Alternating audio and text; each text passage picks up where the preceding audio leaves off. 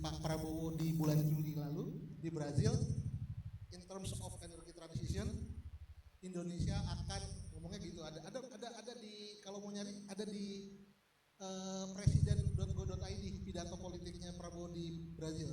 Dalam hal energi transisi, Indonesia akan mempercepat deployment renewable energy hingga 100% dalam 10 tahun mendatang. Kalau masih ada dalam konteks sekarang RUPTL gas dan batu bara, tentu ada kontradiksi yang patut untuk kita luruskan. Yang terakhir adalah tentu ketika gas dan batu bara, dalam hal ini gas, menjadi potensi sumber listrik terbesar, aspek-aspek pengembangan energi terbarukan menjadi terhambat. 3 poin ini yang saya baca menjadi penting untuk di-highlight dalam diskusi ini, sehingga dapat memberikan masukan kritis bagi pengambil kebijakan untuk mempertimbangkan apakah benar-benar gas sebenarnya menjadi bagian dari solusi transisi energi atau jalan buntu sebenarnya. Dan sekali lagi terima kasih buat teman-teman semua yang hadir, semoga diskusi berjalan produktif dan kita semua mendapatkan pencerahan. Dari kami cerah, mohon maaf kalau ada yang kurang. Wabillahi taufiq wal hidayah. Assalamualaikum warahmatullahi wabarakatuh. Waalaikumsalam warahmatullahi wabarakatuh. Terima kasih banyak Mas Agung. Jadi tadi di garis bawahi ini menjadi pertanyaan yang sekaligus bisa saya langsung arahkan ke Mbak Dika gitu ya. Jadi apakah gas ini adalah bagian yang tepat untuk Indonesia bertransisi gitu, atau jangan-jangan ini hanya jalan yang muter panjang gitu sampai nanti kita nggak tahu kemana. Jadi itu saya persilahkan kepada Mbak Dika untuk persoalannya. Terima kasih. Baik, terima kasih Mas Ubi. Assalamualaikum warahmatullahi wabarakatuh. Selamat siang teman-teman semua. Sebelumnya saya mengucapkan terima kasih kepada teman-teman yang sudah hadir pada hari ini, baik yang hadir secara offline maupun online. Izinkan saya memperkenalkan diri kembali ya. Saya Sartika Nur Salati, biasa disapa Tika. Saya adalah polisi strategis dari Yayasan Indonesia Cerah atau yang biasa kita dengar Cerah. Jadi Cerah ini adalah sebuah lembaga nirlaba yang fokus pada isu transisi energi dan juga iklim melalui kerja-kerja komunikasi strategis, kampanye dan juga riset untuk mewujudkan narasi dan kebijakan publik yang berkeadilan. Nah, di sini saya merepresentasikan Cerah untuk memaparkan hasil penelitian yang baru saja kami terbitkan hari ini. Judulnya Dari Batu Bara ke Gas, Solusi Transisi Energi atau Beban Ekonomi. Next. Nah, bagi teman-teman yang ingin mendownload reportnya, silahkan, ada di layar, ada tampilan barcode dan lamannya yang bisa dikunjungi. Kalau nggak bisa juga bisa reach out teman-teman panitia untuk dibantu ya.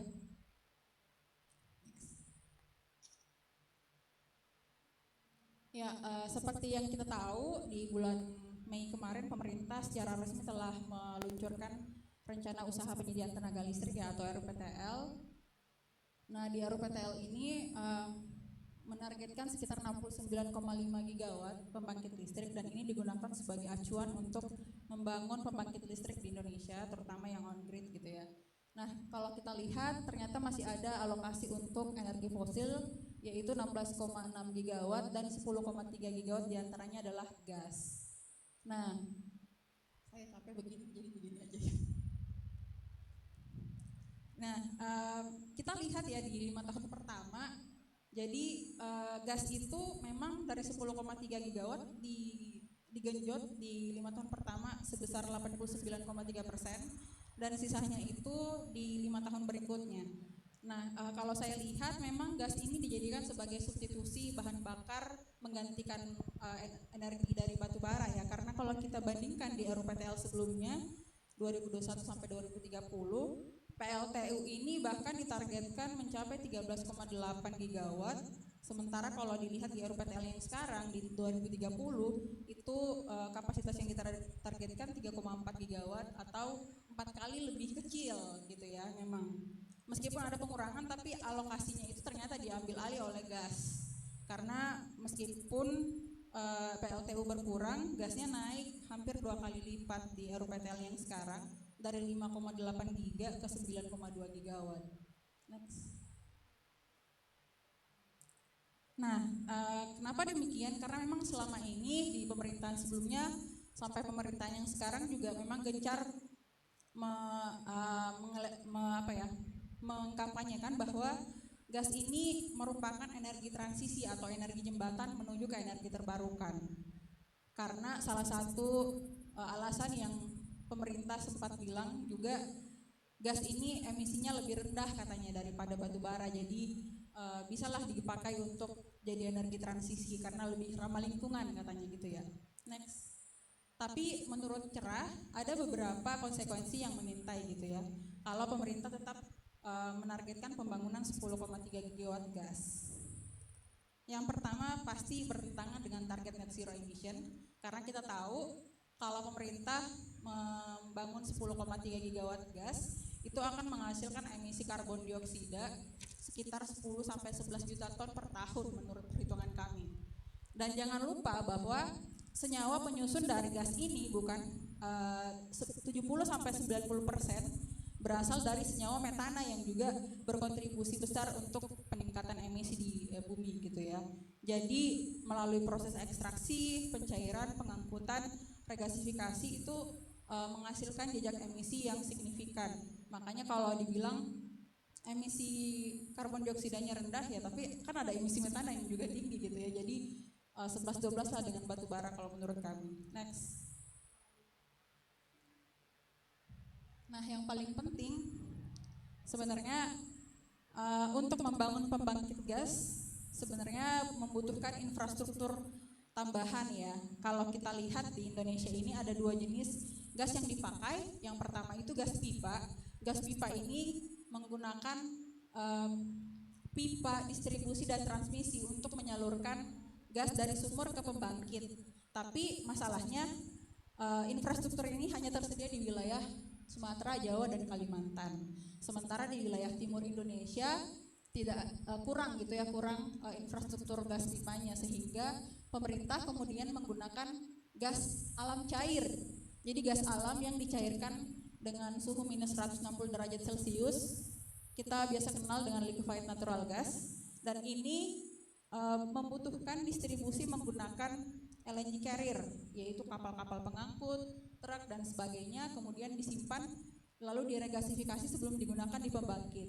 Nah, dari proses transformasi perubahan bentuknya ini itu membutuhkan infrastruktur tambahan yang nggak murah gitu ya, itu mahal. Jadi resikonya infrastruktur gas ini mahal karena bukan hanya pembangkit tapi ada infrastruktur lain yang perlu dipertimbangkan untuk dibangun juga. Terus resiko stranded aset dan infrastruktur lock-in tinggi juga. Kenapa? Karena memang ketika Indonesia kemudian membangun pembangkit gas misalnya hari ini, umur operasinya itu bertahan sampai 20 hingga 40 tahun ke depan. Jadi pemerintah cenderung memastikan fasilitas infrastruktur ini beroperasi dalam jangka yang panjang, karena untuk mengembalikan modal di awal gitu ya, investasinya kan tinggi gitu, makanya perlu diutilisasi terus menerus, sehingga meskipun ada opsi bahan bakar yang lebih rendah emisi dan juga murah, kita nggak bisa beralih karena udah terlanjur lock in di infrastruktur tersebut gitu. Dan ini akan menunda peralihan kita untuk menuju ke energi terbarukan tentu saja, dan resiko stranded aset atau aset-aset terbengkalai semakin meningkat karena kita bisa kehilangan nilai sebelum masa pakainya selesai jika kebijakan iklim semakin ketat dan harga energi terbarukan semakin menurun gitu ya. Jadi ada dua, infrastruktur lock-in dan juga stranded asset. Next. Nah, ini dia contoh infrastruktur gas yang di sebelah kiri apa kanan nih? Kanan saya itu proyek-proyek pipa transmisi. Contohnya di pipa transmisi ruas Cirebon Semarang itu statusnya proyek strategis nasional yang menelan biaya 2,7 triliun. Itu jaraknya sekitar 245 km untuk tahap 2 yang sedang dikerjakan pemerintah gitu ya. Teman-teman bisa baca sendiri di sini di LNG, infrastruktur penyaluran LNG yang di sampingnya Ini juga seperti yang saya bilang tadi, infrastruktur tambahan seperti LNG plant, LNG carrier, dan regasifikasi unit yang juga mahal gitu ya, belum dengan biaya bahan bakarnya. Next. Nah, kita bicara soal infrastruktur tadi. Sekarang kita bahas soal pasokan gasnya, memungkinkan nggak sih bagi Indonesia untuk menggunakan gas beberapa tahun ke depan. Jadi kalau misalnya kita lihat cadangan gas terbukti Indonesia sekarang, itu turun dari tahun 2016 sangat signifikan sebesar 65%. Jadi asumsinya ketika tidak ada pembukaan ladang gas baru gitu ya, dan produksi gas Indonesia di tahun 2023 stagnan ke depan, maka diprediksi cadangan gas terbukti kita hanya dapat bertahan 14 tahun ke depan gitu. Atau di 2037, sementara proyek-proyek yang kita bangun sekarang masa operasinya 20 sampai 40 tahun. Artinya apa? Next. Indonesia berpotensi jadi net importir gas karena kita tidak bisa lagi memenuhi kebutuhan dalam negeri karena udah habis gitu ya cadangannya. Maka satu-satunya jalan adalah impor. Nah, impor ini beresiko karena yang pertama harga gas yang volatile, apalagi di tengah memanasnya kondisi geopolitik global gitu ya. Kita ingat dulu di masa perang Rusia-Ukraina, ketika gas menjadi penopang energi di Uni Eropa, mereka bahkan sempat membayar biaya gas itu hampir 700% dari biaya normalnya. Bayangkan kenaikannya di tengah kondisi yang kondisi geopolitik yang sedang memanas gitu ya.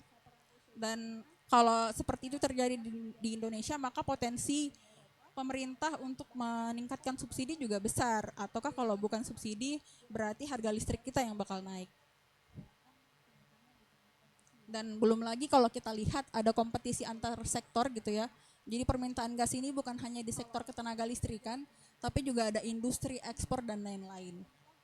Nah, meskipun pemerintah sudah jauh-jauh hari gitu ya, dari tahun 2004 di sini sudah menurunkan alokasi untuk ekspor karena pemerintah ingin memaksimalkan penggunaan dalam negeri, tapi itu saya rasa bukan solusi jangka panjang, itu cuma solusi jangka pendek. Next. Nah, tadi juga sempat disinggung sama Mas Yubi ya soal biaya bahan bakar impor yang berpotensi nanti kita akan dapatkan dari Amerika gitu ya, karena ada perjanjian impor baru dengan tarif 32% turun menjadi 19%.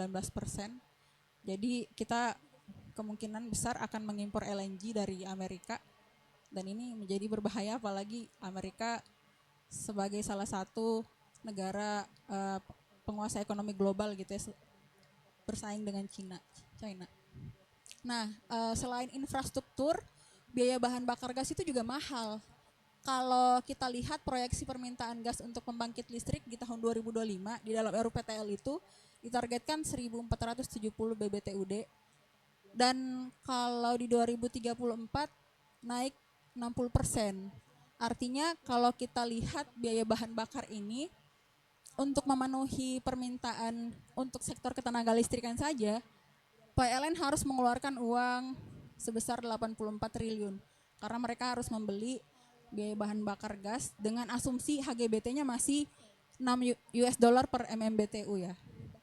Nah, karena pemerintah akan menanggung selisih dari harga pasar dan harga HGBT, maka pemerintah juga akan menanggung sekitar 70 sampai 70,82 triliun per tahun di tahun 2034. Kalau di total antara PLN dan pemerintah pengeluarannya bisa sampai 155,8 triliun per tahun di tahun 2034 untuk permintaan gas di sektor ketenaga listrikan gitu ya. Ini besar banget. Next. Nah, kalau kita lihat apakah PLN mampu, di sini saya sudah mengulik-ulik laporan keuangan PLN ya. Jadi kalau kita lihat pendapatan usaha PLN di tahun 2024 itu 545 triliun. Kalau dilihat di laporan keuangannya memang untung ya. Tapi kalau kita lihat pendapatan sebenarnya itu cuma 368 triliun. Karena sebenarnya 170 sekian itu disubsidi dan diberi kompensasi dari pemerintah. Jadi kalau dikurangi sisa 368. Untuk menghitung laba rugi ini, kita menggunakan rumus pendapatan dikurang jumlah beban usaha. Jadi kalau kita pakai pendapatan asli PLN 368 triliun ditambah beban usaha 484 triliun, maka rugi. Pemerintah rugi, bukan pemerintah, PLN rugi 55 triliun gitu. Rugi. Sementara kalau kita lihat total utang PLN sekarang udah 711 triliun, naik dari 655 triliun di tahun 2023. Kalau kita lihat jumlah beban usaha ini, yang paling besar sebenarnya alokasinya untuk apa? Ternyata 37% untuk pembelian bahan bakar. Bahan bakar itu apa? Yang bahan bakar fosil. Sementara yang 36,8%-nya itu berasal dari pembelian tenaga listrik dari swasta atau IPP, yang sama-sama kita tahu IPP ini sebagian besar juga fosil gitu ya, pembangkit fosil. Nah, pertanyaannya, yakin masih mau bisnis fosil? Next, ini presentasi terakhir, rekomendasi. Tadi sudah disampaikan Mas Agung ya, bahwa kalau misalnya pemerintah mau memperbaiki peta jalan ketenaga listrikan ke depan, baiknya merevisi RUPTL di tahun depan, masih bisa ada kesempatan gitu ya. Ini untuk mempercepat target dekarbonisasi, alih-alih membangun pembangkit fosil, tapi juga perlu phase down dan paralel memastikan transisi menuju sistem energi rendah karbon dengan pembangunan energi terbarukan yang secara masif. Yang kedua, mengevaluasi ulang kebijakan HGBT untuk pembangkit listrik dan sektor lainnya, karena pengolahan ini harus berorientasi pada penghentian terhadap ketergantungan gas, dan lebih baik dukungan subsidi dan lain-lain itu dialihkan untuk pengembangan energi terbarukan. Dan yang terakhir, investasi besar untuk diversifikasi pembangunan energi terbarukan beserta infrastruktur tambahannya berupa grid dan lain-lain. Itu rekomendasi dari kami. Kalau ada yang kurang, mohon dimaafkan. Terima kasih. Terima kasih. Nggak ada yang kurang kok. Malah aku baru lihat ternyata dirimu juga sudah menghitung tadi ya, dari laporan keuangan PLN. Aku baru tadi. Jadi iya, ternyata ada banyak sebenarnya konsekuensinya ya. Nggak hanya tadi dari emisi yang sebenarnya bisa dipertanyakan gitu, karena emisinya dari segi operasional kalau dihitung semuanya itu bisa lebih tinggi, belum sama metananya. Tapi ternyata juga ada ancaman dari sisi keuangannya kita gitu ya. Keuangan negara nih, PLN nih bisa mengalami kerugian lagi gitu. Oke, jadi kalau ada nanti pertanyaan boleh disiapin untuk teman-teman yang hadir langsung maupun yang online. Tapi setelah ini saya akan kasih kesempatan dulu untuk Mbak Dila untuk juga coba kasih pemaparannya gitu ya, terutama mungkin tadi yang sempat disinggung sedikit. Jadi kalau dengan ya analisis tadi ya dari keekonomian, ada solidaritas aset dan sebagainya. Kalau dari Mbak Dila, gas ini jadi sebenarnya kaitan sama target-target kita ya, SNDC, net zero dan sebagainya, itu sebenarnya sejalan atau enggak? Nah itu seperti apa pandangannya? Oke, terima kasih waktunya. Kepada Mbak Dila dipersilakan.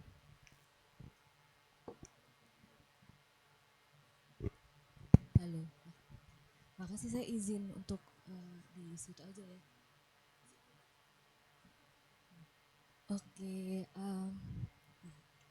terima kasih Mas Ayubi, terima kasih Mbak Tika. Tadi pemaparannya sudah sangat jelas ya, dan bahkan sebenarnya sudah menjawab tema dari diskusi kita kali ini, apakah jalan buntu atau solusi bagi transisi energi. Tapi ternyata jalan buntu ya Mbak Tika ya. Oke, perkenalkan saya sekali lagi, saya Adila dari Greenpeace Indonesia, dan terima kasih Bapak Ibu di sini sudah meluangkan waktu untuk berdiskusi bersama hari ini. Nah, kalau dari saya sendiri tadi sudah ditugaskan ya oleh Mas Ayubi untuk gimana sih melihat gas ini dalam kaitannya terhadap target-target iklim di Indonesia dan juga bagaimana dengan target transisi energi sendiri. Nah, jadi banyak sekali yang bilang bahwa gas ini adalah climate solution atau solusi untuk iklim gitu ya. Tetapi mari kita lihat lagi di sini apakah benar gas ini bisa dijadikan climate solution atau juga dijadikan solusi bagi transisi energi. Nah, boleh next. Oke. Nah, sebelumnya kita bicara mengenai krisis iklim ini sendiri, gitu ya. Jadi kalau kita lihat ini ada survei yang dilakukan oleh World Economic Forum yang namanya Global Risk Perception Survey. Jadi survei ini dilakukan kepada 11.000 responden yang merupakan business leaders dari 121 negara, dan dari survei ini respondennya menjawab bahwa kejadian cuaca ekstrim merupakan risiko yang paling serius yang akan dihadapi oleh negara dalam 10 tahun ke depan. Kalau kita lihat risiko-risiko lainnya sebenarnya berhubungan semua dengan risiko lingkungan. Jadi yang hijau seperti yang kedua itu yang paling ditakuti adalah biodiversity loss dan ecosystem collapse, terus juga saya nggak kelihatan nih, critical change to earth system dan lain-lainnya gitu ya. Jadi kita bisa lihat di sini bahwa ternyata risiko pertama yang paling ditakuti dan dianggap serius itu adalah kejadian cuaca ekstrim. Dan kebetulan Indonesia sendiri itu adalah salah satu negara yang sangat rentan terhadap perubahan iklim atau krisis iklim dan juga risiko-risiko cuaca ekstrim lainnya. Jadi ini ada data dari BNPB, ini adalah jumlah dari bencana yang ada di Indonesia. Ada sekitar 3.472 bencana di tahun 2024 kemarin, dan 99%-nya itu adalah bencana hidrometeorologi. Nah, jadi kita bisa lihat di sini ya, dan kalau misalkan kita lihat lagi, ada nggak sih kerugian ekonominya gitu dari bencana-bencana hidrometeorologi ini? Ada gitu, ternyata dari BI, dari Bappenas itu sudah menghitung, dan memang kerugiannya itu bisa sampai ratusan triliun. Bahkan kalau kata BI 100 triliun per tahun kerugiannya karena cuaca ekstrim gitu ya. Jadi kalau kita bicara mengenai krisis iklim, pastinya mitigasi ini tidak bisa kita tunda-tunda lagi. Kita harus mengurangi emisi saat ini juga untuk memitigasi krisis iklim sendiri. Nah, next Mbak. Bicara soal mitigasi, kita bisa lihat di sini apa sih yang sebenarnya sudah dilakukan oleh pemerintah Indonesia. Nah, di sini ada yang namanya Enhanced NDC. Jadi ini yang dikumpulkan oleh atau disubmit oleh pemerintah Indonesia pada tahun 2023 lalu. Dan di sini kita bisa melihat bahwa ternyata komitmen iklim Indonesia itu masih sangat tidak cukup. Bahkan kalau kita lihat di sini gapnya itu masih sangat jauh dengan target 1,5 derajat. Jadi maka dari itu masih dikatakan sangat-sangat kurang, boleh sangat-sangat kurang gitu ya. Dan kalau kita gali lagi sebenarnya sektor apa sih yang paling berkontribusi terhadap emisi dari Indonesia? Ternyata 58% emisi dari Indonesia itu berasal dari sektor energi nanti di tahun 2030 mendatang. Nah, kalau kita lihat lagi sebenarnya kenapa ya sektor energi? Ya salah satunya di sektor kelistrikan kita, 88% listrik kita itu masih berasal dari pembakaran bahan bakar fosil. Jadi ya pasti emisinya sangat tinggi gitu ya. Boleh selanjutnya? Nah, bicara mengenai emisi dari sektor energi, sebenarnya pemerintah kita itu sudah sadar bahwa harus dilakukan sesuatu nih untuk sektor energi untuk mengadres permasalahan emisinya gitu ya. Dan bisa kita lihat di sini beberapa inisiatif atau komitmen dari pemerintah kita sendiri gitu. Nah, di samping ini sebenarnya yang tadi yang disebutkan oleh Mas Agung gitu ya. Baru-baru ini presiden kita dengan ambisinya yaitu mencapai 100% energi terbarukan di tahun 2035. Yaitu 10 tahun lagi. Sangat cepat gitu ya. Itu inisiatif atau komitmen dari Presiden Prabowo. Tapi kita lihat di sebelah kirinya, gimana komitmen pemerintah? Beda lagi. Kalau dari komitmen pemerintah itu menyebutkan, ya udah kita pakai aja gas sebagai jembatan untuk transisi energi gitu. Dari SDM bilang begitu, bahkan dari Danantara pun itu menomorsatukan untuk mengembangkan migas sendiri dulu. Nomor 2 baru energi terbarukan gitu ya. Jadi agak berbeda nih ya, yang dari arahan presidennya mau energi terbarukan, tapi dari pemerintahannya oke, kita pakai jembatan dulu deh, pakai gas fosil dulu gitu ya.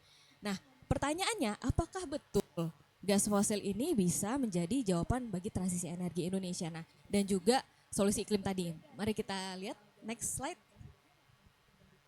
Nah, bicara mengenai gas fosil itu sendiri, sebetulnya kita harus memahami apa sih sebenarnya gas itu gitu ya. Karena banyak sekali yang masih bertanya-tanya, apa sih gas? Kenapa gas ini disebut gas fosil gitu ya. Nah, sebenarnya banyak sekali nama-nama dari gas ini. Ada yang menyebut gas alam atau natural gas gitu ya.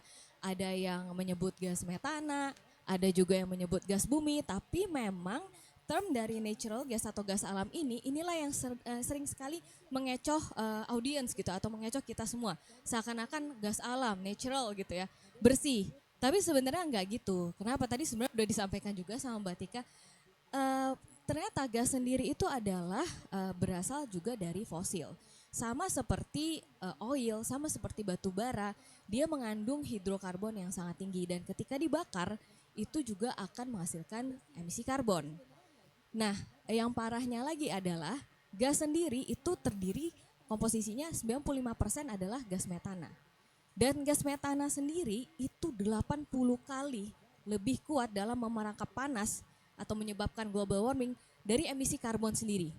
Jadi kalau ada satu perbandingan satu emisi karbon, terus satu emisi metana, kekuatan emisi metana ini dalam menyebabkan krisis iklim kita itu 80 kali lebih kuat. Jadi sangat-sangat berbahaya sebenarnya. Makanya kita bilang bahwa gas metana ini adalah bom waktu untuk iklim gitu ya. Karena memang sudah terbukti dari data historis, ternyata ya penyebab utama pemanasan global atau krisis iklim kedua yang terbesar itu adalah gas metana gitu ya, dan sudah menyumbang sepertiga dari krisis iklim atau pemanasan global di bumi gitu. Nah, boleh next juga.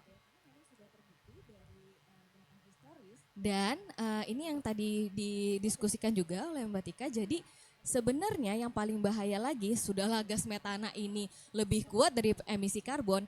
Jadi dia ada kebocoran metana di sepanjang rantai pasoknya.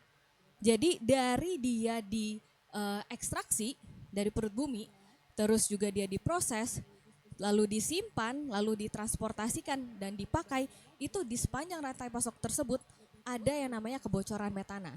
Dan rule of thumb-nya, ketika kebocoran di sepanjang rantai pasok itu lebih dari 3%, itu berarti gas fosil ini lebih buruk daripada batu bara untuk menyelamatkan iklim gitu. Jadi dari sini kita sudah bisa lihat sebenarnya memang gas fosil sendiri nggak bisa kita sebut sebagai climate solution gitu ya. Karena tadi dia adalah fosil, mengandung gas metana dan ketika dibakar menghasilkan emisi karbon sendiri gitu. Jadi ini kalau kita bisa lihat, ini adalah foto biasanya di salah satu fasilitas gas, lalu dicoba untuk menggunakan kamera termal. Karena sebenarnya metana ini dia tidak bisa terlihat dan tidak berbau. Jadi kita tidak bisa tahu sebenarnya seberapa besar sih yang bocor gitu ya. Tapi ketika dilihat dari kamera termal itu bisa terlihat sebenarnya ada bocornya di setiap tahapan rantai pasok tadi gitu. Seperti ini. Nah, next. Nah, untuk itu sebenarnya sainsnya sudah jelas gitu ya. Ketika kita ingin mencapai target 1,5 itu dari IEA atau International Energy Agency itu sudah bilang bahwa sebenarnya emisi dari fossil fuel, emisi metan dari fossil fuel itu seharusnya turun 75% di tahun 2030 ketika kita ingin mencapai 1,5 derajat. Jadi bahkan kalau kita lihat di sini harusnya sudah turun sebelum 2025, nggak boleh ditambah lagi. Ini menurut rekomendasi dari IEA gitu ya. Dan bahkan sebenarnya ini juga sudah cukup terbantu dengan beberapa perjanjian global yang salah satunya seperti Global Methane Pledge ini yang ada di COP28 dan Indonesia juga merupakan salah satu yang tanda tangan di mana Indonesia juga menyepakati kita harus mengurangi 30% dari emisi metana di tahun 2030 mendatang. Jadi kita sudah tanda tangan gitu ya. Nah, tapi kita lihat lagi apakah yang dilakukan oleh Indonesia dengan rencana energinya itu sesuai dengan rekomendasi dari salah satunya dari IEA ini untuk memotong ya gas fosil itu sendiri. Boleh selanjutnya. Nah, ini sama. Ini adalah katanya greener RUPTL Nah, di sini kita memang bisa melihat bahwa 61% dari pertambahan energinya itu berasal dari energi terbarukan.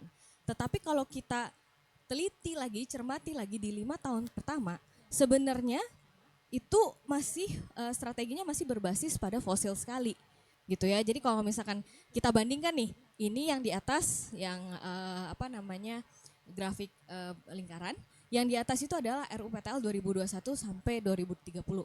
Yang di bawah itu adalah RUPTL baru 5 tahun pertamanya, gitu ya. Di sini kita lihat bahwa sebenarnya dalam 5 tahun pertama nggak berubah-berubah banyak.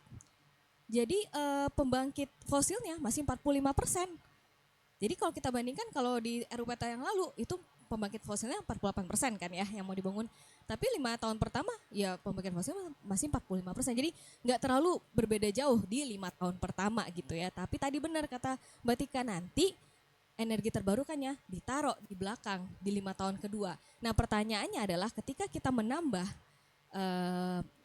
pembangkit energi fosil terutama gas gitu ya di 5 tahun pertama, apakah nanti Indonesia bisa cukup cepat penambahan energi terbarukannya untuk bisa sejalan dengan komitmen iklim. Sebagai contohnya ketika pemerintah Indonesia mengikuti RUPTL dan RUKN, bauran energi terbarukan di tahun 2030 Indonesia itu hanya 21%. Jadi masih sangat jauh dari rekomendasi baik itu dari IPCC, seharusnya sekitar 45-50% kan ya energi terbarukannya. Kita baru mencapai 21% energi terbarukannya di tahun 2030 tersebut. Jadi masih sangat jauh gapnya gitu. Next. Nah, selain tadi resikonya kita gagal mencapai komitmen iklim kita, ada resiko lainnya yaitu harga gas fosil ini mahal dan juga volatile. Volatile karena dia sangat mudah sekali terpengaruh oleh faktor-faktor yang di luar prediksi atau di luar jangkauan kita sendiri gitu ya. Contohnya tadi sudah dijelaskan juga sama Mbak Tika, ketika tahun 2022 ada perang Rusia gitu ya. Nah ini yang dialami oleh Bangladesh dan juga Pakistan. Mereka 60% listriknya tergantung dari gas. Nah ketika harga gas itu naik melambung tinggi, mereka tidak bisa untuk membeli atau tidak mampu untuk membeli gas tersebut. Karena negara-negara Eropa yang lebih kaya itu bisa membeli gas tersebut. Jadi walaupun si negara-negara Bangladesh atau Pakistan, mereka sudah mendapatkan alokasi gitu ya gas dari perusahaan-perusahaan, tapi ternyata perusahaannya lebih memilih untuk menjual ke Eropa dan membayar penalti ke Pakistan dan Bangladesh karena lebih untung jual ke negara Eropa karena lebih tinggi gitu ya harga jualnya. Jadi apa yang terjadi dengan Pakistan dan Bangladesh, mereka kena pemadaman listrik yang besar-besaran pada saat itu gitu. Dan juga mahal.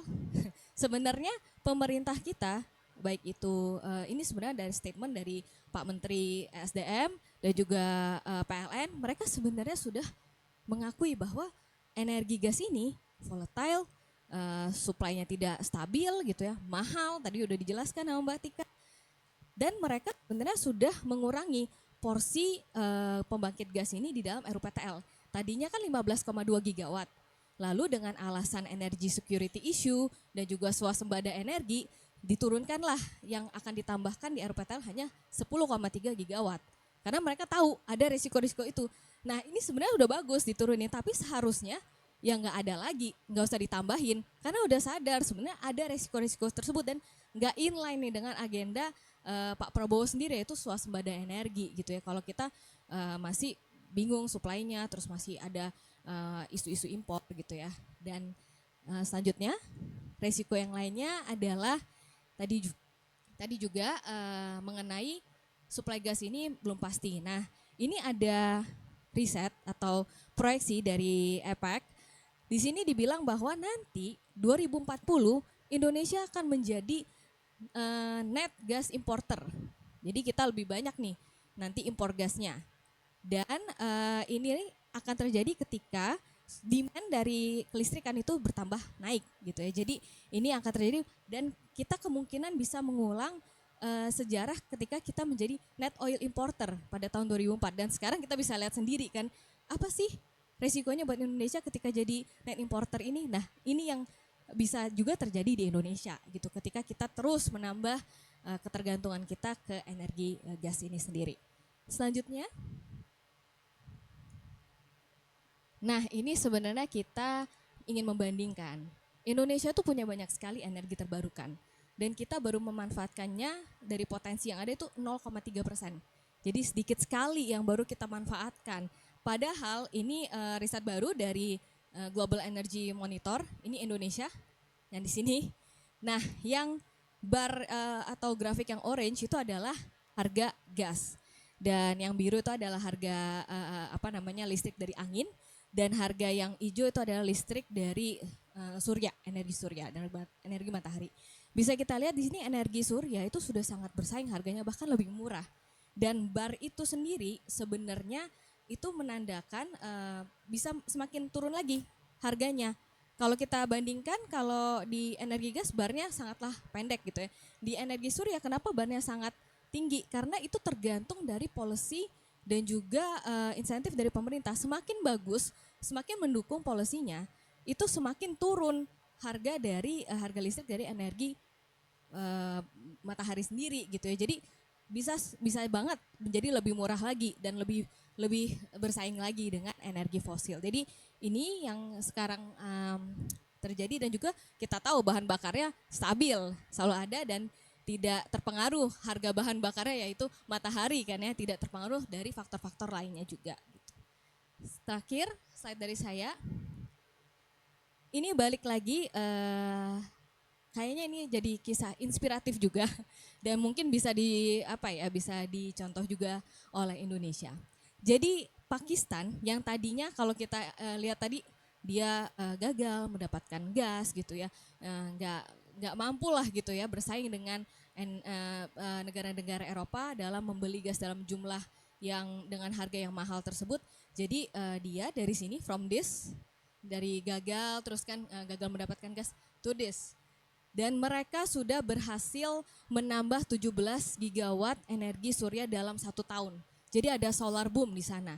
Dibandingkan dengan Indonesia, ternyata energi surya di Indonesia kurang dari 1 gigawatt. Jadi sangat jauh nih antara Pakistan 17 gigawatt dalam waktu 1 tahun aja. Walaupun memang ada kondisi-kondisi tertentu. Jadi sebenarnya kenapa sih bisa ada solar boom di Pakistan? Yang pertama, listrik mereka tiba-tiba mahal karena tadi gasnya sangat mahal gitu ya ketika ada perang tadi gitu. Harga listrik mahal ditambah saat ini harga panel surya dari China itu sangat murah. Karena mereka juga oversupply gitu.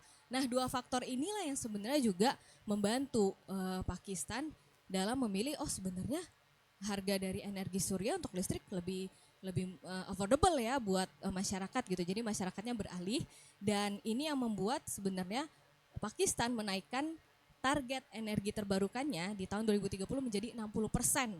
Jadi mereka ingin mencapai 60% energi terbarukan di tahun 2030 gitu. Jadi mungkin ini salah satu kisah inspiratif gitu ya. Dan yang terakhir ini adalah beberapa rekomendasi dari kita. Nah, jadi ketika Indonesia ingin melakukan transisi energinya sesuai dengan ambisi atau komitmen Pak Prabowo dan juga ingin mengejar target iklimnya, sebenarnya hanya satu yang perlu dilakukan oleh pemerintahan Prabowo, yaitu fokus di terbarukan, fokus di energi terbarukan, dan juga berhenti memberikan signal-signal yang campur aduk gitu.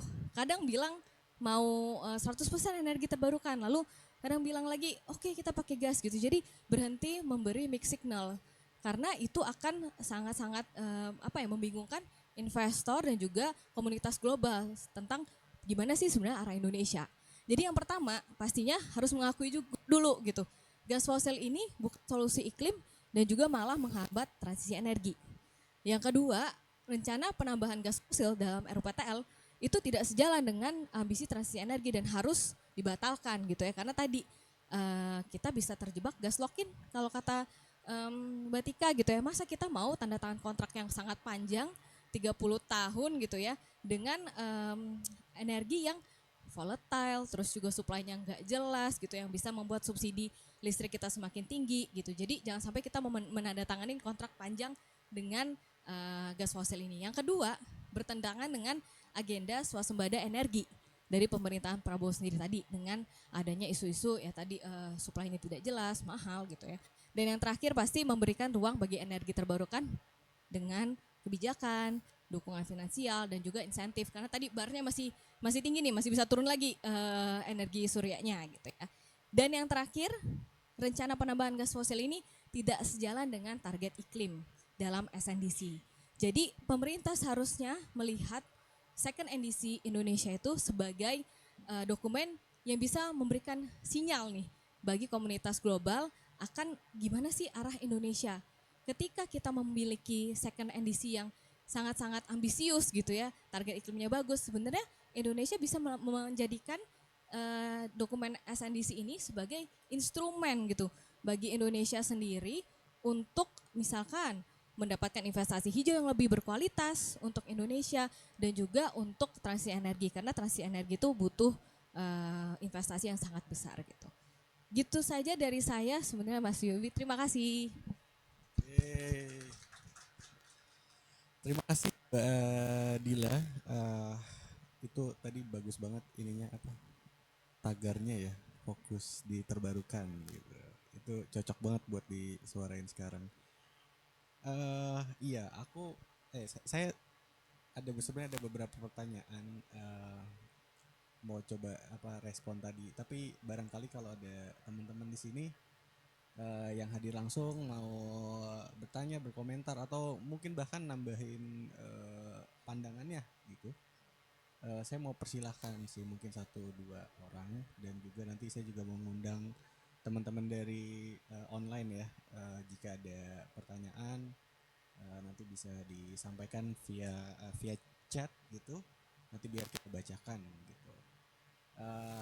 Gimana teman-teman, ada yang oke. Silahkan saya coba kan ya. Gitu lah. Boleh disebutkan nama dan Ya. asalnya. Selamat siang, saya Arfi dari Kontan. Mau nanya ke Mbak Sartika. Ini soal tadi ketika kita melihat kebutuhan gas ke pembangkitnya bisa naik sampai 60% di 2034, itu sebesar apa sih risiko akhirnya kebutuhan gasnya jadi kurang gitu? Maksudnya ada rebutan antara pembangkit dengan kebutuhan untuk industri, karena saat ini aja kan terjadi kekurangan gas khususnya buat HGBT gitu untuk industri-industri yang penerima harga gas tertentu. Dan sebenarnya bagaimana sih proyeksi ke depannya untuk kebutuhan tadi soal ketika ada rebutan itu sebenarnya ke depan akan terjadi resiko sebesar apa lagi sih dengan adanya tadi. Kemudian soal kenaikan tarif listrik itu sebenarnya bisa jadi berapa sih Mbak dibandingkan dengan tarif listrik yang saat ini udah udah ada gitu. Terus ini buat buat kedua pembicara di depan juga. Sebenarnya aku dari tadi berpikir gitu, kalau dengan adanya pembangkit gas yang sejak lama juga udah digaungkan oleh pemerintah sebagai jembatan transisi energi, siapa sih yang paling diuntungkan dengan pengembangan pembangkit listrik gas hingga penggunaan gasnya? Maksudnya siapa sih pihak yang paling diuntungkan dengan adanya ini semua gitu? Itu aja sih, terima kasih. Oke, baik, ada lagi? Ya, silakan. Boleh.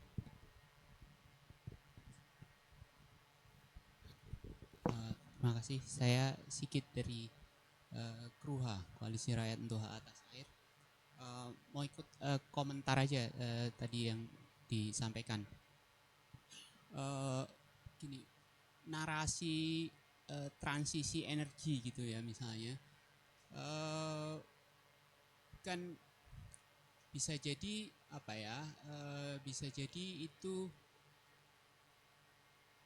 kita juga terjebak dalam mitos transisi energi itu sendiri gitu, karena yang terjadi kan bukan kemudian benar-benar peralihan gitu, bahkan sejak awal gitu peralihan dari satu energi ke energi yang lain gitu, tapi seringkali terjadi kombinasi keseluruhannya gitu, misalnya dulu dari kayu ke ke minyak, ke batu bara, sekarang ke gas segala macam. Tapi semuanya kan sekarang juga ada yang tetap menggunakan secara keseluruhan, secara nasional itu digunakan seluruhnya gitu maksudnya.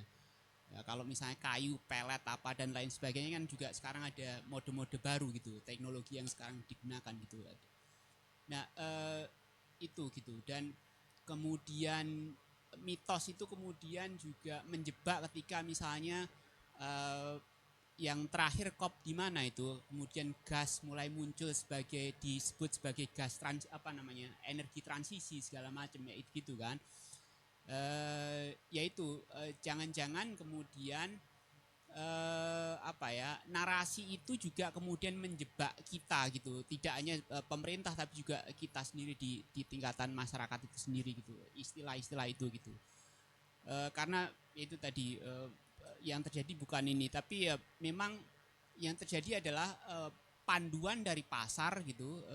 Kan kalau dulu di dalam konteks yang lain ada reforma agraria yang dipandu pasar gitu dalam konteks debat soal reforma agraria dan lain sebagainya tahun 80-an segala macam. Tapi sekarang kemudian kalau mau diistilahkan gitu misalnya, ya sekarang ada transisi energi yang dipandu pasar gitu. Jadi pasarnya mau kemana, investasinya mau kemana, itu aja yang diikutin sama pemerintah gitu segala macam kan. Jadi ya nggak ada urusan soal climate crisis, climate change atau apa dan lain sebagainya, nggak ada urusan soal itu. Seringkali patokan peralihan energi, investasi energi dan lain sebagainya itu bukan soal keselamatan, kesejahteraan warga, tapi soal investasi itu gitu. Terus yang kedua juga gini, berapa waktu yang lalu kan ada momen historis gitu bahwa International Court of Justice itu kan memberikan pendapat hukumnya. Jadi ini yang pertama kali gitu, bukan dari sengketa antar negara atau sengketa antar lembaga gitu misalnya, yang dia secara jelas menurut clear of present danger gitu misalnya. Jadi krisis iklim itu disebut sebagai itu jelas gitu membahayakan kesejahteraan, keamanan, kesehatan manusia dan lain sebagainya gitu. Nah, ketika itu saja diabaikan gitu, pendapat hukum bukan perselisihan antar negara saja ya memang kita nggak tahu negara atau pemerintah rejim ini memang orientasinya ya nggak akan kemana-mana, tapi ya misalnya tadi gitu kalau trennya lagi nikel misalnya atau energi hijau atau apalah itu diikutin gitu, ngomongnya itu terus segala macam. Tapi begitu misalnya ada inisiatif besar gitu mendorong lagi ke gas, atau bahkan mungkin sekarang ada gelombang baru yang coba mendorong balik lagi ke batu bara misalnya segala macam, kan juga itu diikutin terus gitu misalnya. Nah, desakan itu yang saya kira narasi dan lain sebagainya itu saya kira kita harus tegas aja gitu ke pemerintah ataupun ke lembaga-lembaga yang saya kira penting gitu untuk didesak secara ini, nggak usah pakai bahasa-bahasa narasi yang seringkali menjebak itu tadi gitu. Mungkin itu aja komentarnya. Terima kasih. Terima kasih banyak Mas Sigit ya tadi komentarnya. Oke, sambil nanti jika ada lagi mungkin aku mau coba serahkan dulu ke Mbak Tika dan Mbak Dila, nanti bisa menambahkan tadi pertanyaan spesifik ya. Ada beberapa dari Mbak Arfi Kontan gitu soal tadi sebenarnya resiko gas dalam konteks bauran energi gitu, terus kaitannya sama kekurangan gas ini ya, pasokan gitu untuk industri. Nah, itu sebenarnya seperti apa, dan mungkin juga aku mau coba nambahin sedikit soal itu. Jadi tadi ada pertanyaan juga soalnya terkait siapa yang sebenarnya paling diuntungkan. Nah, terkait ini aku juga jadi mau tambahannya adalah sebenarnya posisi masyarakat itu dalam peningkatan gas ini itu seperti apa? Apakah dia juga bagian yang diuntungkan atau sebenarnya tidak? Gitu. Silakan Mbak Tika. Waktunya.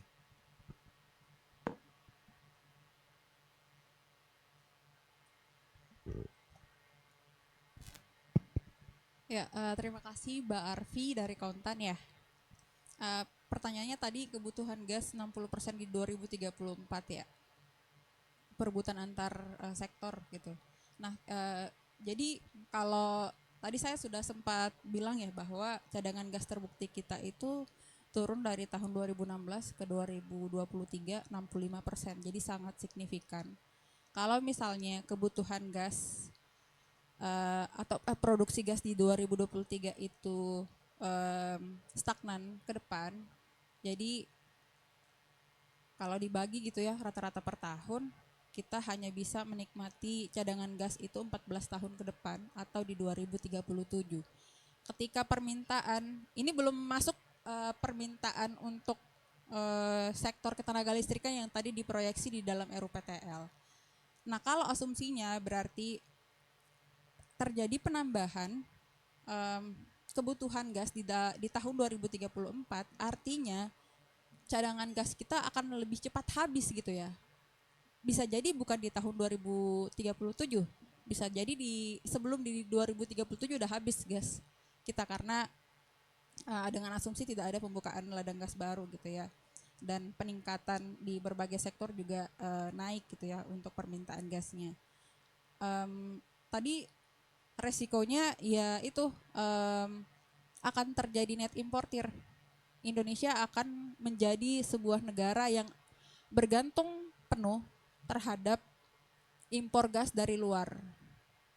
Sekarang pemerintah sudah sepakat gitu ya akan mengimpor gas dari Amerika karena imbas dari perjanjian antara Amerika dan Indonesia dari pengurangan tarif impor dari 32 ke 19%. Jadi memang akan terjadi kekurangan suplai gas di Indonesia dengan cara untuk menanganinya yaitu impor. Dan itu beresiko terhadap keuangan negara karena kalau kondisinya misalnya terjadi perang atau tensi geopolitik yang makin memanas antar kawasan, harganya bisa naik secara drastis. Kalau ditanya berapa proyeksi yang bakal ditanggung oleh masyarakat untuk kenaikan listrik, itu kita tidak bisa prediksi ya, karena kenaikan harga listrik itu tergantung dari biaya produksi pembelian bahan bakarnya. Kalau semakin tinggi pembelian bahan bakar berarti semakin tinggi juga harga listrik yang akan kita tanggung. Pemerintah selama ini sudah memberikan kita subsidi, tapi kalau misalnya pemerintah nggak ngasih subsidi berarti masyarakat yang akan menanggung krisis dari kelangkaan gas ini dan imbas dari impor gas dari luar gitu ya ke Indonesia. Semoga menjawab ya Mbak.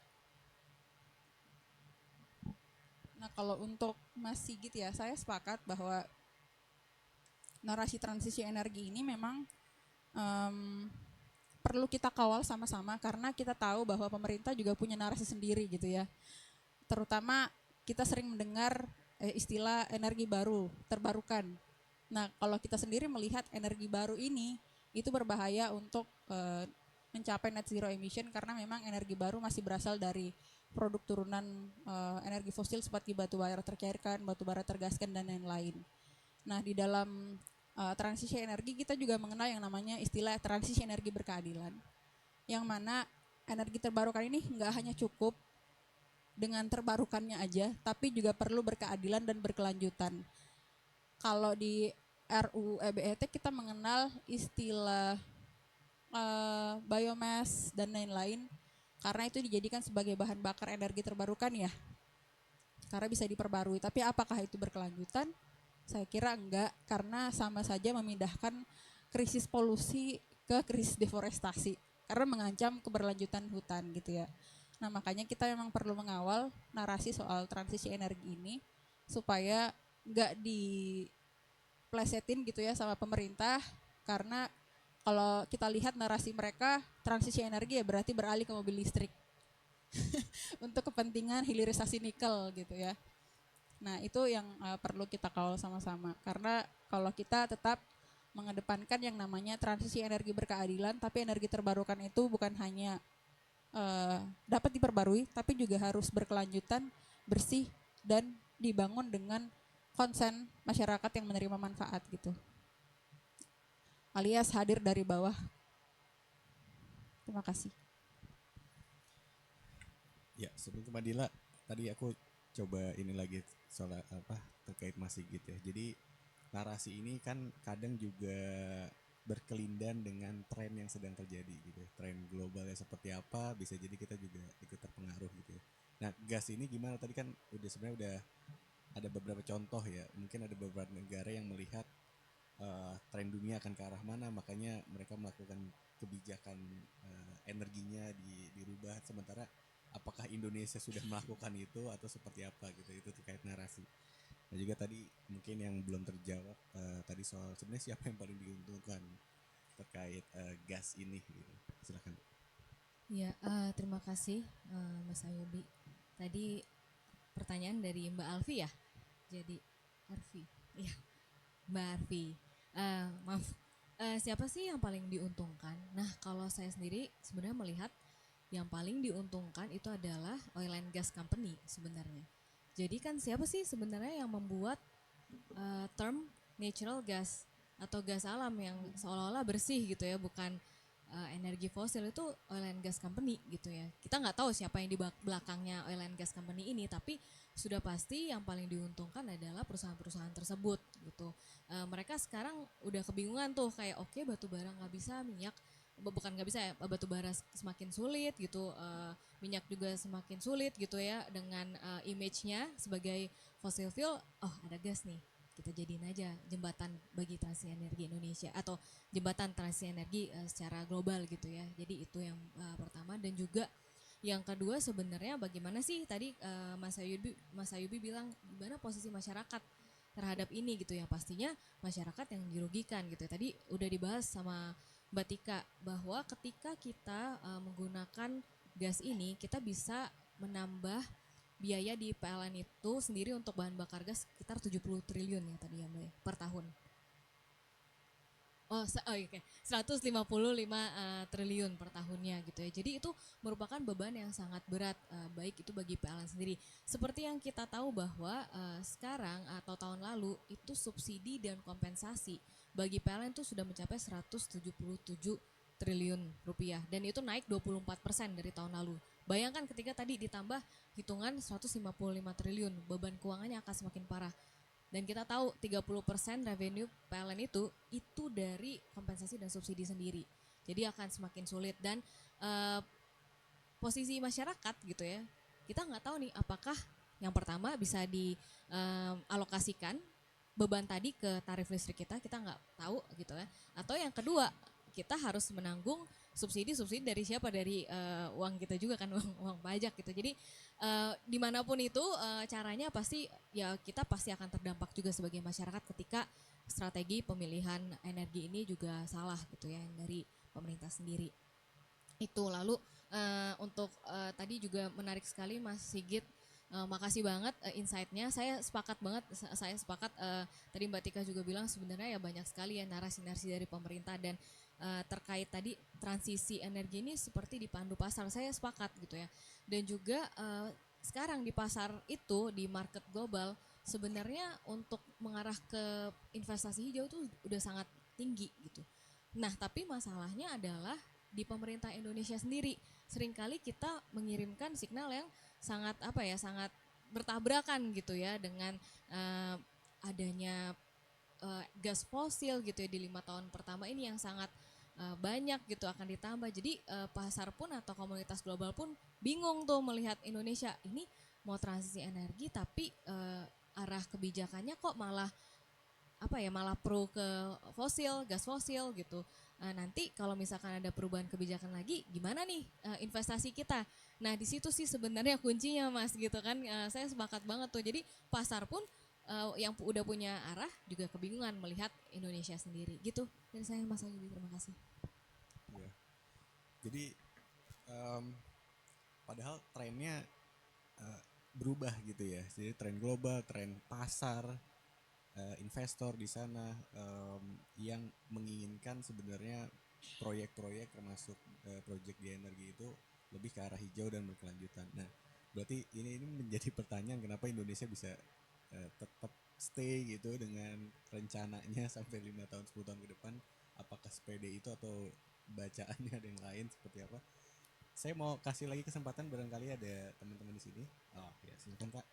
Eh, di belakang dia. 1, 2, ya, Mbak Sip. Selamat siang, saya Konita dari tirto.id. Izin menyampaikan pertanyaan Mbak untuk Mbak Tika dan Mbak Adila. Tadi kan sempat disebutkan kalau misalkan di 2040 itu Indonesia akan menjadi net importer gas ya Mbak ya. Nah, kalau dari Cerah dan Greenpeace sendiri, apakah ada hitungan berapa potensi kenaikan subsidi dan kompensasi ketika Indonesia menjadi net importer? Terus juga Danantara kan sudah berkomitmen untuk investasi di bidang gasifikasi batubara ini ya Mbak ya. Nah, dengan tadi apa yang sudah disampaikan, resikonya kira-kira apa saja sih Mbak kalau misalkan Danantara tetap berinvestasi di sektor gasifikasi batubara ini? Terus juga apakah ada resiko kerugian ekonomi gitu yang bisa dialami Danantara? Terima kasih. Terima kasih Mbak. Siapa tadi? Sorry. Mbak. Oh, Mbak Konta. Konita. Siap. Mbak Konita dari Tirto. Silakan, Kak. Halo Kak, aku Jihan dari Earth Justice. Mau nanya tadi soal stranded asset ya. Mungkin mau minta dijelasin perbedaan stranded asset yang terjadi di batu bara sama di gas tuh perbedaannya kayak gimana. Terus semisal perencanaannya kan di 5 tahun awal tadi 9 sekian gigawatt gitu ya. Dan kalau misalnya kita udah punya pembangkitnya, terus ternyata pas mau beli gasnya kemahalan dan akhirnya nggak kebeli, itu dampaknya gimana khususnya mungkin ke keuangan negaranya gitu. Thank you Kak. Misalnya kita ada pembangkitnya, terus gasnya kemahalan dan nggak kebeli. Nah itu dampaknya akan seperti apa Kakak? Ya udah asetnya akan terbengkalai gitu aja dan nggak beroperasi segala macam. Aku minta gambaran dampaknya gimana. Oke, baik. Terima kasih Kak Jihan. Ini aku kasih kesempatan lagi ke Mbak Tika dulu kali ya. Jadi ini soalnya ini ada terkait soal hitungan-hitungan. Tadi dari sebenarnya mirip-mirip tadi Mbak Konita Tirto nanya soal dampaknya gitu ya, soal apakah ada kenaikan subsidi seperti apa. Terus juga soal stranded asset, saya pikir ini juga ada kaitannya ya tadi konsekuensi ekonominya gitu. Silakan. Tes. Ya, baik, terima kasih Mbak Konita atas pertanyaannya. Tadi pemaparannya Mbak Dila ya, yang bilang 2040 net importer untuk Indonesia. Tapi kalau dari perhitungan kami, bahkan ini udah perhitungan ambisius, Indonesia kami prediksi bakal menjadi net importer di tahun 2037 Mbak. Bahkan bisa lebih cepat ketika pertumbuhan permintaan gas ini antar sektor itu juga naik, apalagi ini juga belum saya masukkan hitungan soal proyeksi permintaan gas untuk ketenaga listrikan yang juga lumayan besar ya untuk memenuhi 10,3 gigawatt. Nah, bisa jadi perhitungan kami soal di 2037 net importer bahkan bisa lebih cepat dibanding perkiraan kami karena menghitung dari cadangan gas terbukti dan permintaan produksi gas di tahun 2023 stagnan ke depan. Makanya kenapa 14 tahun ini, angka 14 tahun ini muncul gitu ya. Dan ini udah paling ambisius perhitungannya. Dan bisa jadi lebih cepat gitu ya. Kalau ditanya untuk berapa kenaikan subsidi untuk kompensasi dan kompensasi dari pemerintah, kita udah punya gambaran sedikit ya tadi.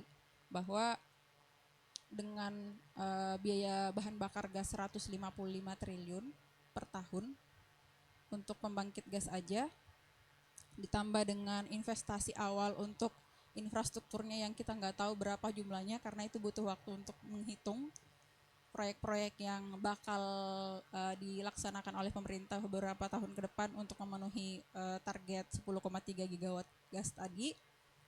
Kita mungkin bisa melihat bayangan dari 155 triliun per tahun itu Mbak. Kalau ditanya soal berapa rata-ratanya, saya juga belum bisa jawab karena belum dihitung ya. Tapi kalau misalnya diminta waktu untuk hitung, nanti kita bisa face to face di belakang setelah ini gitu. kalau untuk kebutuhan tulisan media ya.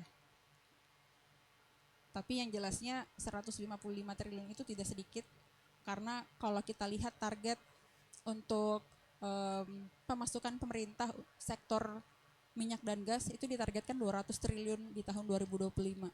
Bayangkan di tahun 2025 dengan target, ini bukan cuma PNBP ya, PNBP ditambah pemasukan-pemasukan yang lain di sektor minyak dan gas itu ditargetkan 200 triliun. Bayangkan pengeluaran untuk bahan bakar gas aja udah hampir mencapai pemasukan yang di dua sektor minyak dan gas ini, yang selama ini pemerintah bilang kita jadi kalau kita lihat ya beberapa tahun belakangan pemerintah sempat bilang pemasukan di sektor migas itu tinggi tapi kayak tutup lubang, gali lubang tutup lubang gitu loh, karena kalau kita lihat tadi kan udah hampir menyamai ya biaya gas tadi, belum lagi biaya infrastruktur dan lain-lain.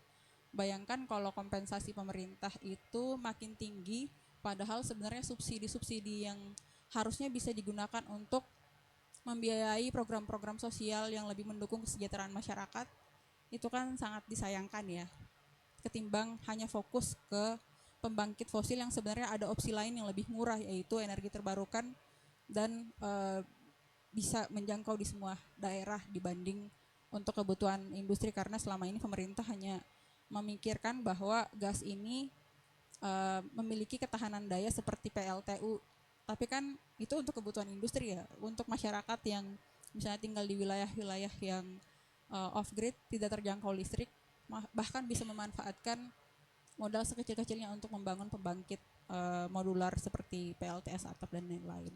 Kalau itu diberikan subsidi ke masyarakat lebih bermanfaat gitu. Kalau untuk Danantara ya tadi, Danantara tetap berinvestasi ke gasifikasi batu bara. Jadi kalau Cerah jujur belum pernah melakukan penelitian soal bagaimana untung rugi Danantara dan gasifikasi batu bara. Tapi kalau dari penelitian teman-teman air itu kalau nggak salah proyek gasifikasi batu bara yang dikerjakan di PTBA di Sumatera itu menelan kerugian sekitar 5 miliar atau 5 triliun gitu ya per tahun untuk proyek tersebut.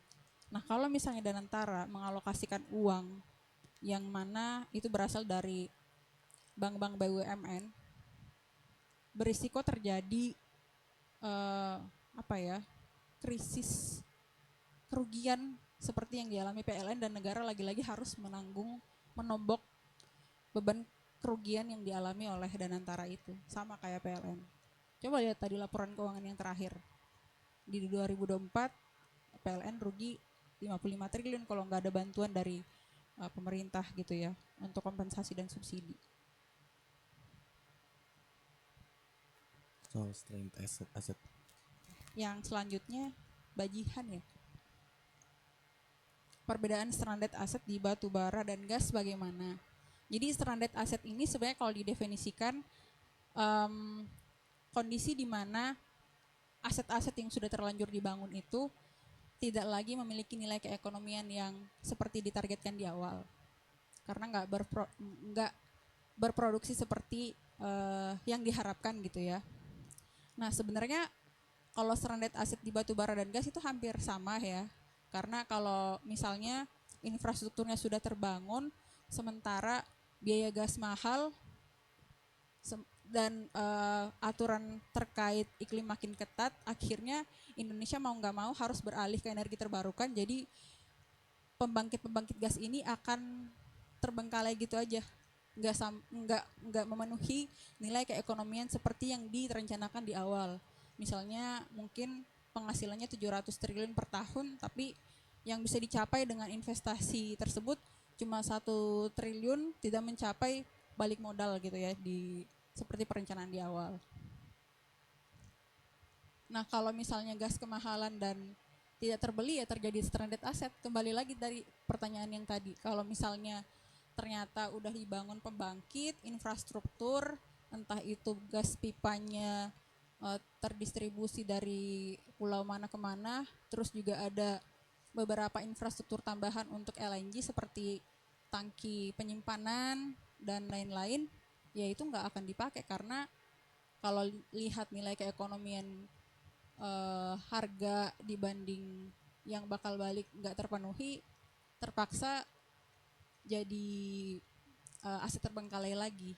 Atau kalau tidak, negara tetap memaksimalkan dengan biaya yang tinggi, ya kita yang rugi, negara yang rugi. Karena tetap membeli bahan bakar dengan infrastruktur yang sudah terlanjur dibangun gitu. Jadi kalau udah terlanjur bangun pembangkit fosil ini, hanya ada dua. Kalau nggak nginjak kaki kirinya di infrastruktur lock-in, kaki kanannya ada di stranded asset. Jadi itu aja pilihannya, opsinya. Wow, Semoga bisa menjawab ya. ini harusnya juga dilihat Kementerian Keuangan kayaknya nih, karena ini sebenarnya sebuah warning ya, karena ngomongin soal apa ya, perhitungan tadi kerugian, belum apa gaji-gaji yang ini juga BUMN kan juga banyak juga gitu.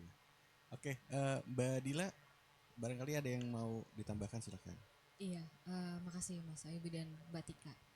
Sebenarnya tadi mau menambahkan untuk Mbak Konita ya, pertanyaan sebenarnya berapa sih subsidinya gitu ya Mbak ya. Nah sebetulnya kalau kita lihat subsidi ketika nantinya kita akan menjadi net importer itu belum ada hitungannya Mbak, tetapi kita bisa bercermin dari subsidi yang akan dikeluarkan oleh pemerintah ketika dari tahun 2025 sampai tahun 2034 kita menambah bahan bakar gas untuk listrik kita. Saya meminjam angka dari penelitiannya AIVA gitu ya. Jadi dari penelitiannya AIVA bahwa sebenarnya ketika kita menambah 10,3 gigawatt pembangkit listrik tenaga gas, itu akan menambah subsidi sebesar 60 billion US dollar atau sekitar 960 triliun rupiah gitu dalam 10 tahun ini untuk membeli bahan bakarnya gitu ya. Jadi kalau kita tadi bandingkan, oke 960 triliun dibagi 10, jadi per tahunnya sekitar 96 triliun subsidinya untuk gas gitu ya. Nah, kalau kita bandingkan dengan subsidi dan kompensasi PLN saat ini itu ada di angka 177 triliun. Di mana itu tadi sudah naik 24% dari tahun lalu. Berarti kira-kira akan naik lagi nih sekitar 50% lebihnya subsidinya yang harus ditanggung oleh pemerintah gitu. Itu kalau kita bagi-bagi aja ya per tahunnya, tapi dalam waktu 10 tahun itu 60 billion US dollar yang harus ditambahkan dalam subsidi ketika pemerintah memilih untuk menambah pembangkit listrik tenaga gas di dalam RUPTL. Gitu. Itu mungkin gambarannya. Dan mengenai gasifikasi batubara sendiri, memang ini baru-baru ini ya Mbak ya, dan katanya ada investor dari China yang akan digandeng untuk proyek gasifikasi batubara ini sendiri. Nah sebetulnya yang perlu kita highlight adalah kalau nggak salah saya baca nilai proyeknya itu atau nilai investasinya sekitar 200 triliun gitu ya. Dan tadi Mbak Tika sebenarnya sudah menjelaskan bahwa proyek DME ini sebenarnya udah mulai ditinggalkan dulu ya Mbak ya. Bahkan ada investor yang mundur karena bilang wah ini bakal rugi nih gitu kan ya. Tapi itu proyek yang lain gitu ya. Ini proyek yang beda lagi, tetapi ya kita bisa lihat sebenarnya ada resiko itu di situ. Dan ketika Danantara mengendorse proyek gasifikasi batubara ini, sebenarnya kenapa 200 triliun investasi ini tidak ditempatkan ke energi terbarukan? Contohnya proyek PLTS Cirata yang ada di Jawa Barat sekitar 200 megawatt itu nilai investasinya sekitar 2,1 triliun kalau nggak salah. Bayangkan 200 triliun kita bisa berapa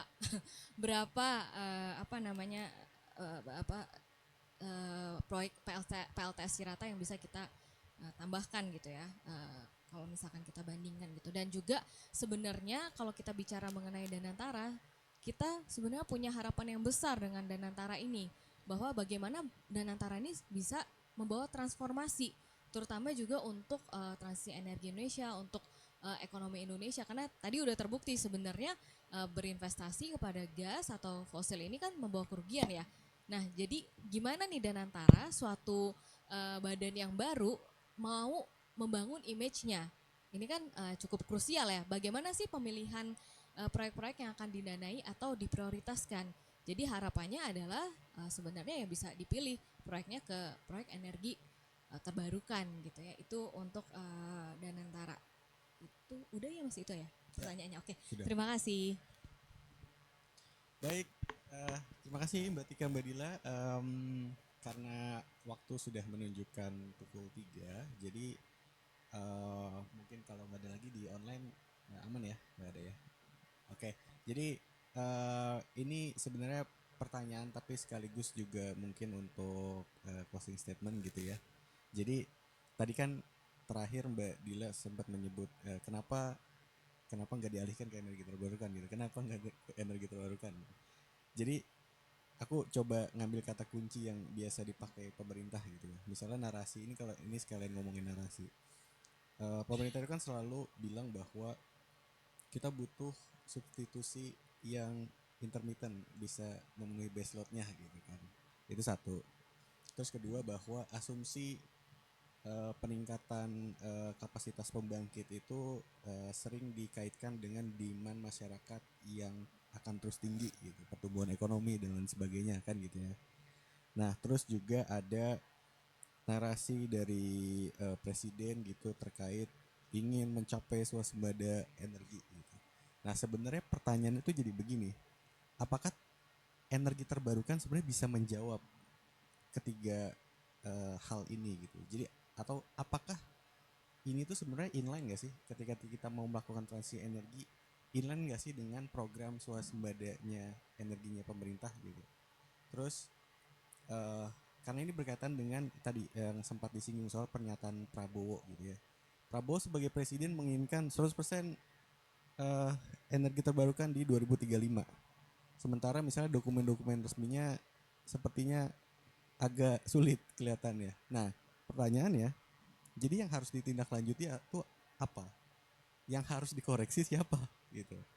Jadi apalagi kaitannya tadi soal supaya kita inline dengan target net zero, SNDC dan lain sebagainya gitu. Jadi ada banyak sekali narasi itu.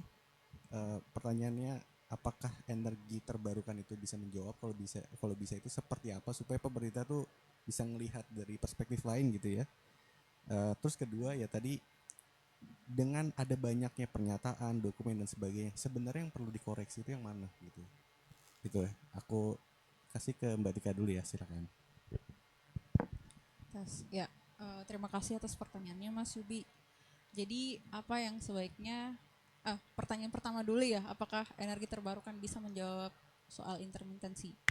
Jadi kalau kita lihat Indonesia ini sangat kaya potensi energi terbarukan, tapi yang dimanfaatkan tadi menurut Mbak Dila cuma 0,3%, bahkan nggak sampai 1% gitu ya. Sebenarnya Indonesia bisa melakukan 100% transisi energi dengan melakukan diversifikasi energi terbarukan di berbagai tempat menggunakan pendekatan bottom up, bukan top down. Karena kita harus berkaca pada beberapa proyek-proyek transisi energi yang gagal di beberapa tempat karena memang keputusannya itu datang dari pusat. Jadi mereka merumuskan kebijakan, terus turun ke daerah, melakukan pembangunan proyek di sana dan ternyata tidak sesuai dengan potensi dan kultur masyarakat setempat. Artinya memang transisi energi ini harus berkeadilan, mau nggak mau gitu ya. Harus melibatkan masyarakat lokal untuk bersama-sama turut serta dalam perumusan kebijakan, perencanaan, pelaksanaan hingga monitoring dan evaluasi untuk proyek-proyek pembangkit yang mereka terima dan bisa menempatkan masyarakat sebagai pihak pengelola. Karena ini sekaligus bisa menjawab pertumbuhan ekonomi 8%. Karena kalau misalnya kita masih bergantung sama fosil, pertumbuhan ekonomi 8% nggak akan bisa tercapai.